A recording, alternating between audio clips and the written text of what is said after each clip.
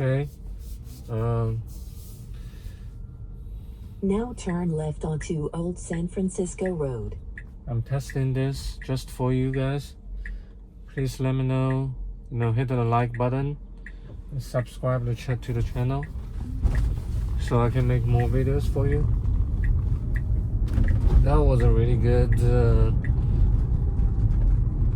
way to exit, although that acceleration is a little bit unnecessary. Because in 500 first, feet, turn left onto South Fair Oaks Avenue. Like it just accelerated very heavily, and then it had to brake. Now turn left onto South Fair Oaks Avenue.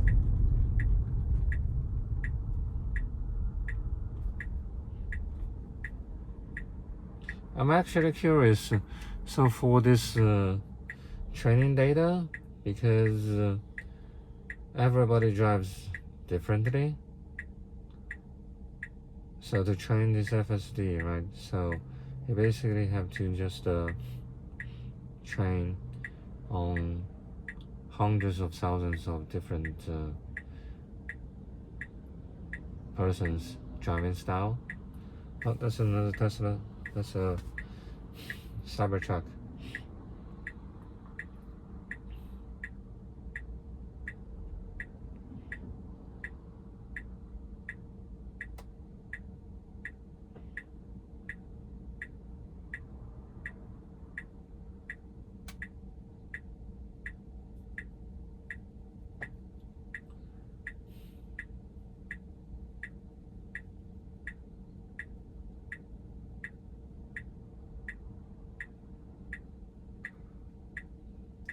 Yeah, so maybe since we have a little bit of time, we can talk a little bit about the Tesla stock and the quarterly financial report.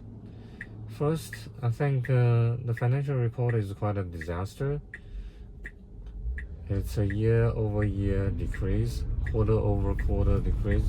Although quarter-over-quarter decrease is typical for the first quarter because of a seasonal effect, but year-over-year, I don't think Tesla really has that happened for a while.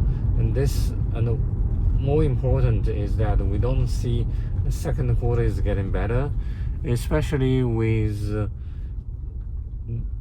the EV start to get very hard to sell, basically all over the world. And maybe in China it is still growing, the EV's market share among all the vehicles. But in China, I think it's already like something around 50%. So the room for the growth, there are still, right? But the rate of this growth, the EV adoption, it just cannot be as fast as before. And with the vehicles brand coming to the competition, just becomes even harder for the Tesla. And the China-US tension is just making it even harder. And here I just have to mention that I have a lot of Chinese, background in China, so I think I could understand the Chinese people much better than most of the people who analyze, who talk about the Tesla in the United States. And have been very objective on while I discuss about it, right?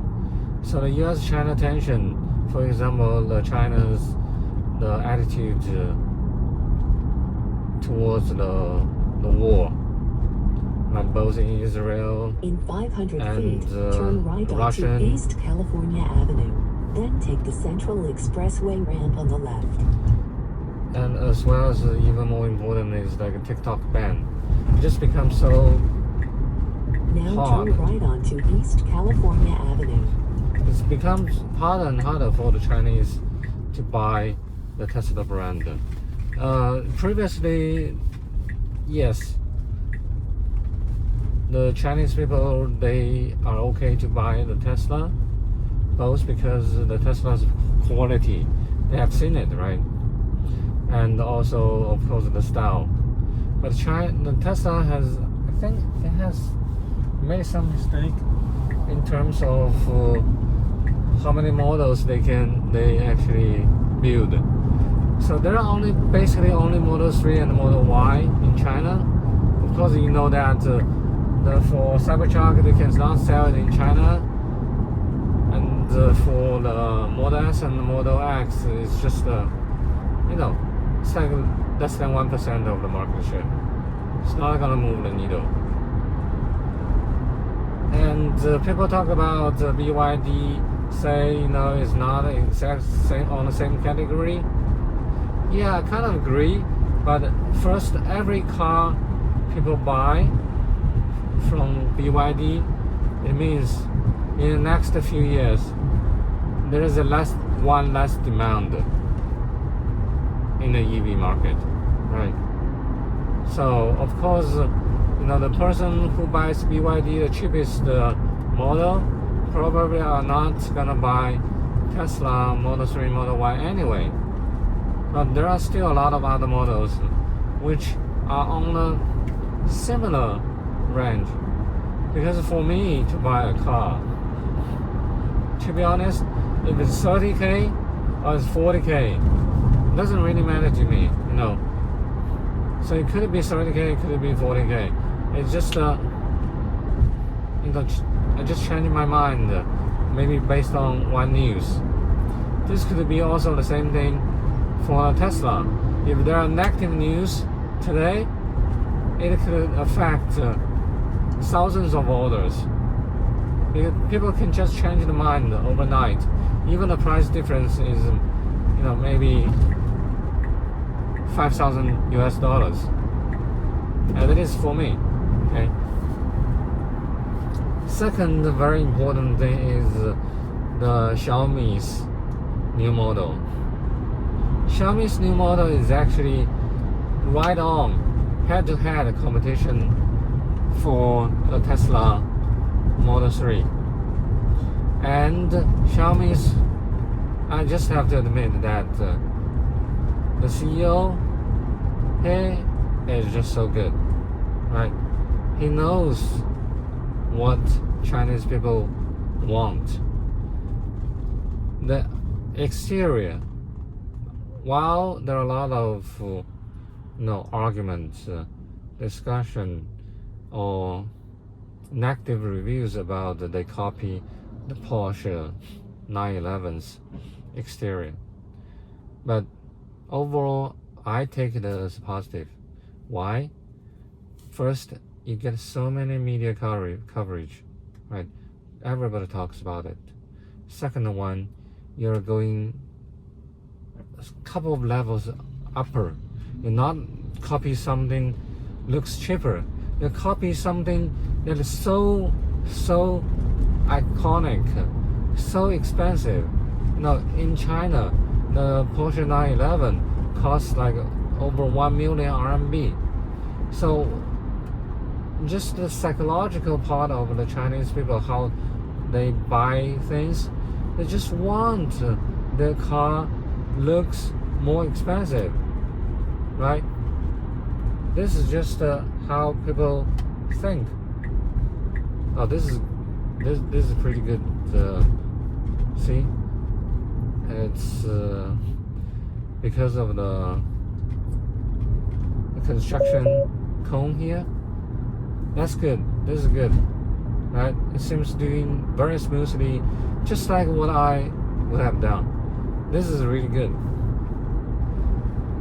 So let's go back to the Xiaomi's, right? I would say maybe like half of the people who buy from Xiaomi SU7, they were originally gonna buy Tesla Model 3. And the production rate for the Xiaomi SU7 is going up so fast. I have to say I'm very impressed. You know, everybody talk about the Tesla's ramping up speed. In 1 mile, It's so impressive, turn right? onto De La Cruz I agree. Boulevard. Agree. Like Shanghai speed, Chinese speed. But this is even more shocking and amazing in a good way. That Xiaomi was already able to build over 10,000 cars. This has just been launched for like what, 1 month? Something around that. It's just about 1 month. 10,000 car already mass produced. This is even faster than any ramping speed that Tesla has been able to pull off. And what I heard is the build quality what Xiaomi has. Don't listen to all those, you know, that crappy photos and the videos they try to go viral on the internet, because that's just people just do nasty things about it. But what I've been seeing is the quality, Turn right onto De La the Cruz quality Boulevard. of this SU7, that was just so good. And the interior of that car is exactly what Chinese people care about. You know, those luxury feeling. And instead of whatever Tesla has is, you know, I like this one, the simplistic, right? But most of Chinese, they don't like this thing. They like the luxury feeling. And that is what Xiaomi cars give them. Okay, so this is what I'm saying, that the Tesla without a new model, or even with new model, I'm not even sure about that, but without a new model, at least for the next 4 quarters, right?